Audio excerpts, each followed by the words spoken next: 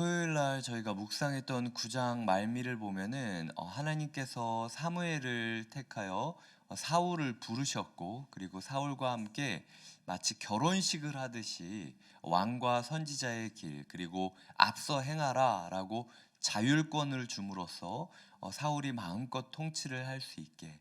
하지만 언제라도 뒤를 돌아보면 하나님의 말씀의 선지자가 기다리고 있을 것이다라고 약속을 하면서 너는 네가 꿈꾸었던 것, 이전까지 블레셋의 압제 가운데, 약탈 가운데, 이스라엘 가운데 적어도 이런 리더십이 있어야 되지 않느냐라고 하나님 앞에 마음 먹고 간절히 구했던 그 소원을 이제 내가 너를 통해서 이루려고 한다라는 거룩한 콜링을 받았습니다. 그리고 이것이 그냥 한 번의 이야기로 끝나는 것이 아니라 9장 말미에 보면은 사무엘이 택한 30명 가량의 사람들과 함께 연회를 열고 먹고 마시면서 그 30명이 사무엘을 통하여 사울을 계속 테스트했을 겁니다. 소위 말해서 면접을 본 거죠. 그래서 그 면접 가운데 사울이 자신이 가야 할 길이 어떤 길인지에 대해서 자신 또한 대답을 하면서 깨닫게 되었고, 그리고 사무엘과 함께 이야기를 하면서 이것이 나만의 길이 아니라 하나님께서 이 타락한 이스라엘 가운데 주시는 또 다른 통치의 역사구나라는 확신을 가졌을 겁니다. 그리고 이제 저희가 어제 묵상하지는 못했지만 10장 초반부에 보면 사무엘이 사울에게 세 가지 징표를 줍니다. 한번 살펴보겠습니다. 10장 2절에 보면 베냐민 경계에 셀사에 있는 라헬의 묘실 곁에서 두 사람을 만나리니 그들이 내게 이르기를, 이제 암나기를 찾게 된다라는 거죠. 그리고 두 번째로는 3절입니다. 네가 거기서 더 나아가서 디볼 상수리 나무에 이르면 하나님을 배우려고 베델로 올라가는 세 사람을 만나리니 그런데 그들이 너에게 문안하고 떡 2덩이를 주겠고 너는 그의 손에서 받을 것이다라고 두 번째 징표가 있습니다. 그리고 세 번째는 5절입니다. 그 후에 네가 하나님의 산에 이르리니 그곳에는 블레셋 사람들의 영문이 있느니라. 그리고 들어갈 때에 예언하며 내려오는 사람들을 만날 것이요, 6절에 보면 내게도 여호와의 영이 크게 임하리니 너도 그들과 함께 예언을 하고 변하여 새 사람이 되리라. 그리고 7절 8절입니다. 이 징조가 내게 임하거는 너는 기회를 따라 행하라. 하나님이 너와 함께 하시느니라. 너는 나보다 앞서 길갈로 내려가라. 내가 네게로 내려가서 번제와 화목제를 드리리니 내가 네게 가서 네가 행할 것을 가르칠 때까지 7일 동안 기다리라 라고 이야기를 하고 있습니다. 그런데 구절을 보면은 하나님이 새 마음을 주셨고 그날 그 징조도 다 응했다라고 이야기를 하거든요. 이제 저를 보셔도 됩니다. 자, 지금 하나님께서 사무엘을 통하여 사울을 부르셨습니다. 이것이 우연이 아니라는 것을, 넓적다리와 그 붙은 것을 미리 예비된, 그러니까 내가 가기도 전에 나를 위한 잔치가 예비되어 있었고 나와 함께 왕정에 대해서 함께 이야기를 하고 세팅할 소위 말해서 조언자들이 30명이나 준비되어 있었다라는 것입니다. 그리고 그 당시 그가 말만 하면 뭐든지 이루어진다라고 했던 사무엘이 너는 앞서가라, 내가 너의 뒤를 받쳐줄게 라고 이야기까지 하고 있습니다. 거기다 플러스 알파로 내가 지금 세 가지 기적을 너에게 예비를 할 텐데 네가 걸어가는 발걸음마다 이러이러한 일이 일어날 거야 라고 세 가지 예언을 하고 있고 그 예언이 다 이루어지고 있습니다. 거기다가 보면은 6절에서 나타났듯이 여호와의 영이 크게 임했을 뿐만 아니라 예언도 하고 변하여 새 사람이 되었다라고 성경은 말하고 있습니다. 근데 지금 7절 8절에 보면 네가 변하여 새 사람이 되었으면 그것을 너를 위한 일로 여길 게 아니라 하나님이 이토록 너를 이 패역한 이스라엘 가운데 어떻게든 대안책으로 삼겠다라고 이야기를 하시는 것인데, 그러니까 너는 지금 기회를 따라 어떻게든 블레셋을 점령할 기회가 있을지 최선을 다하여 기회를 모색하고, 그리고 특별히 길갈로 내려가서 언제든 전쟁을 준비하고 하나님과 함께 역사를 시작할 수 있도록 스탠바이 하라고 이야기를 하고 있는데, 오늘 우리가 읽은 본문 바로 전에 보면은 15절에 사울의 숙부가 그에게 사무엘을 만났단 말이야. 그러니까 사무엘이 뭐라고 했는지 너 다 얘기해라 라고 이야기를 하는데, 사울이 사무엘이 말하던 나라의 일은 이야기하지 않는다라는 거죠. 자기가 받았던 콜링, 자기가 받았던 역사함을, 자기가 받았던 기적을 개인적인 일로 끝내버리고 공적인 일로 확대시키지는 않고 있다는 겁니다. 하나님께서는 사울을 부르셨을 때 써야 되기 때문에 부르신 거예요. 근데 사울은 자기의 받을 은혜만 누리고 지금 숨어버린 겁니다. 왜? 자신이 없었기 때문에.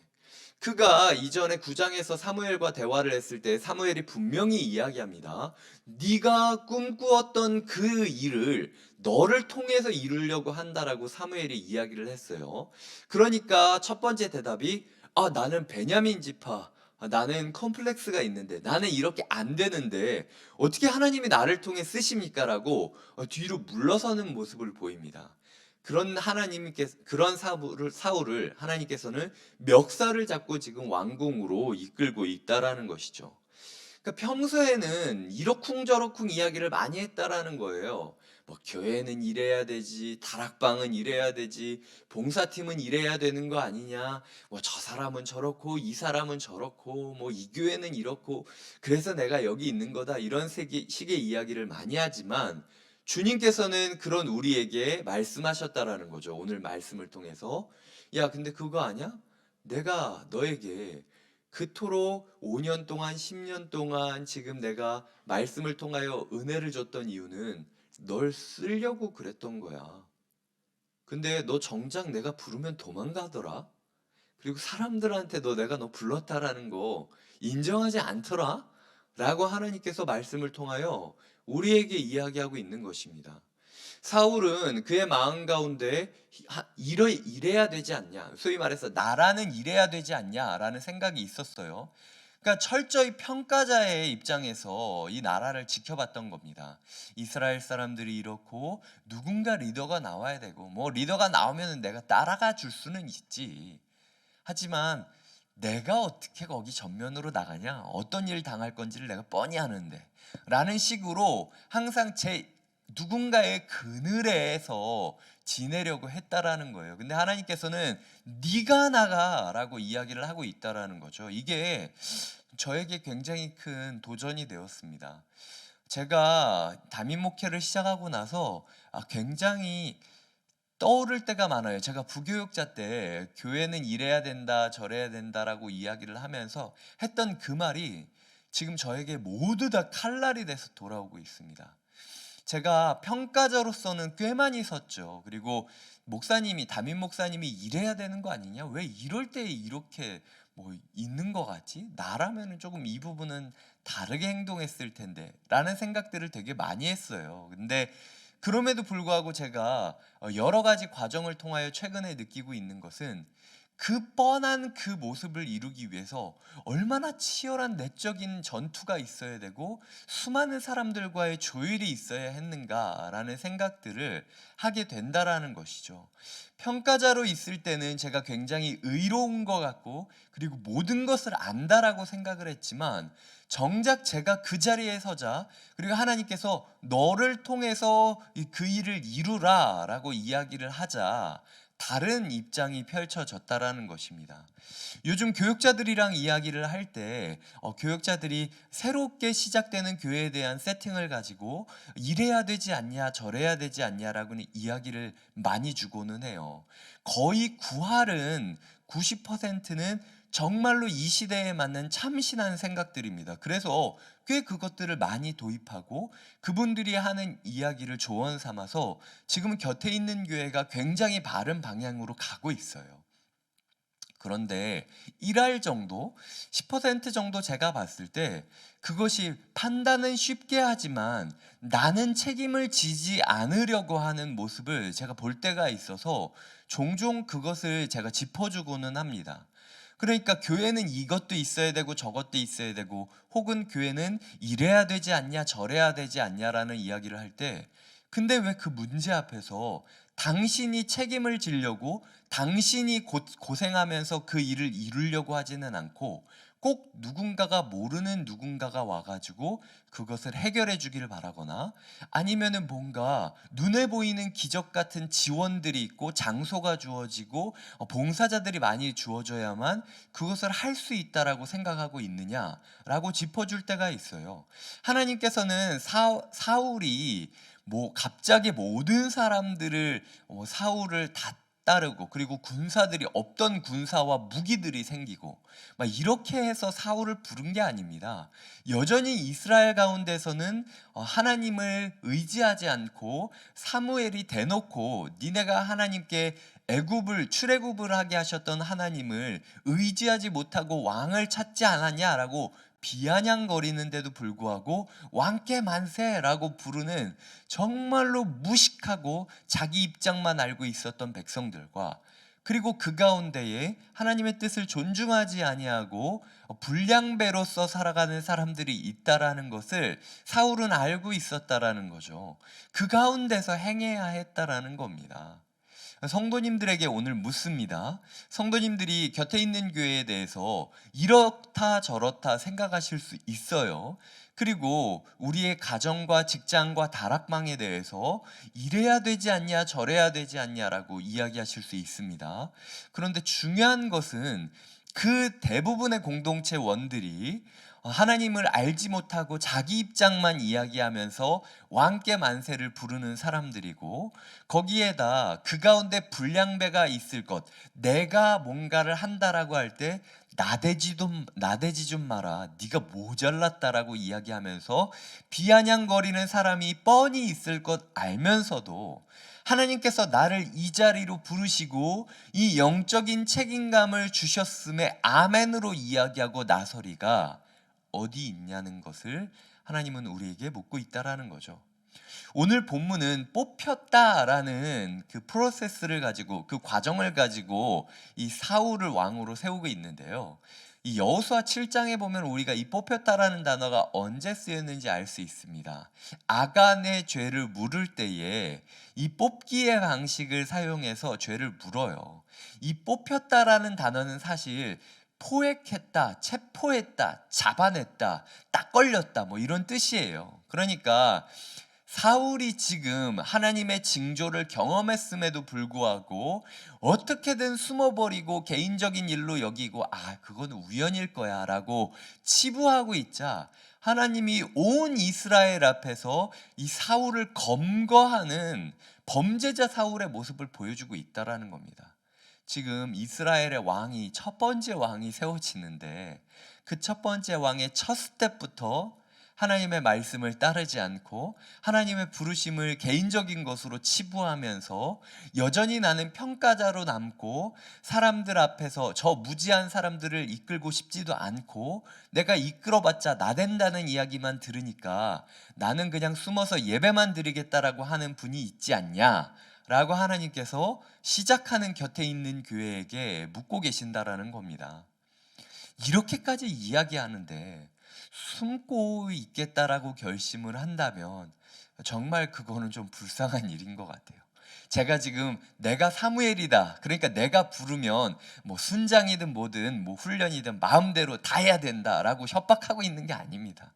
지금 저 스스로도 담임 목사로서 제가 종종 이야기 드리잖아요. 담임 목사로서 한 번도 제가 꿈꾸지 않았는데 하나님이 나를 왜 부르셨는지 모르겠다고 그런 이야기를 할 때마다 집에서 제가 하나님한테 얼마나 혼났는지 몰라요. 너 내가 불렀는데 자꾸 이러쿵저러쿵 하더라 라는 식으로 하나님께서 부른 건 난데 너는 그냥 아멘으로 따라올 것이지 다른 사람이 많네, 내가 보기에는 저 사람이 더 담임 목사로서 좋을 것 같은데 왜 나를 부르셨으니 네가 여기서 막 이러쿵저러쿵 따지고 있을 때가 아니야. 네가 평가했던 대로 이 시대 가운데 정말로 신실한 교회가 찾기 어렵고 그리고 이렇게 마음을 걸고 나온 이 성도님들을 위로할 목회자가 많지가 않아. 내가 너를 택했는데 네가 뭐라고 자꾸 도망가냐라고 하나님께서 우리에게 부르고 있다라는 것입니다. 그리고 우리 가운데 하나님께서 어떤 봉사의 마음이나 리더십의 마음이나 혹은 어떤 예배와 공동체에 대한 마음을 주셨을 때 그것을, 그 사무엘의 음성을, 그 성령님의 음성을 외면하지 말라고 하나님께서 월요일부터 우리에게 이야기하고 있다라는 것입니다. 어제 주일날 이야기 드렸던 대로 우리는 다 가인이에요. 사실은 아벨보다는 잘못된 예배를 드리고 있는 가인일 때가 많죠. 그 다윗보다는 사울일 때가 참 많습니다. 그래서 저는 이 본문이 너무 슬퍼요. 왜냐면은 불러줬음에도 불구하고 부르심에 합당하지 못함으로써 그가 어떤 사람인지를 드러내고 파멸로 향했던 사울, 혹시라도 제가 주저주저함과 숨어버림으로 인하여 지금은 하나님의 질질 끌려가게 하심으로 인하여 이렇게 담임 목사로서 첫걸음을 시작하지만 제 마음 가운데 계속해서 이 부정적인 주저함과 두려움과 물러남이 있게 된다면 결국은 저도 죽고 제 집안도 죽고 그리고 곁에 있는 교회도 죽을 것 같다라는 두려움이 제 마음 가운데 있습니다. 그래서 하나님께 하나님 제가 도망치지 않게 저를 붙잡고 이끌어 주세요라는 기도를 오늘도 드리면서 이 자리에 나왔습니다. 이 자리에 함께 계신 성도님들 그리고 온라인으로 함께 계신 성도님들에게 부탁드립니다. 도망치지 말아주시기를 부탁드려요. 시작부터 우리가 도망치면 안 됩니다. 시작부터 나 혼자 은혜 받고 끝낼 거라고 생각을 하면서 평가자로 남으면 이 나라도 망하고 이 교회도 망하고 우리 집안도 망할 거예요. 되게 무서운 이야기죠. 이 마음을 한 주간 마음에 담으시고 특별히 제가 부탁드리고 싶은 것은 요번 주 주보에 보면 봉사자 란들이 있습니다. 사실은 많이 어지간해서 제가 필요하지 않으면 봉사자 모집을 하지 않고 있어요. 얼마나 부담스러워하는 걸 알기 때문에 지금 두세 개씩 봉사하시는 분들 무리하지 않으셔도 됩니다. 하지만 주변 가운데 아무것도 하지 않고 그냥 곁에 있는 교회로 불렀다라는 이 부르심을 하나님께서 공동체를 향한 보내심으로 여기지 않고 그냥 나 혼자 은혜 받을까 말까를 고민하는 것으로 끝내는 분이 있다면 그게 중보기도부터 시작해서 몸을 쓸 수 있는 행사지원부까지 정말로 여러 부분에 있어서 그 봉사 영역이 있습니다. 자질이 없어도 돼요. 몸만 움직여도 됩니다. 아니면 기도만 할 수 있어도 되잖아요. 그러니까 꼭 이 부분에 대한 하나님의 콜링, 하나님의 부르심으로 여기고 우리가 하나님 앞에 아멘으로 그 보내심과 부르심의 자리에 합류하시는 역사가 있기를 바랍니다. 그러지 않아도 제가 믿기로는 멱살 잡고 하나님께서 잡아내실 거예요. 그렇게 끌려오시기 전에 하나님 앞에 나아가시기를 부탁드립니다.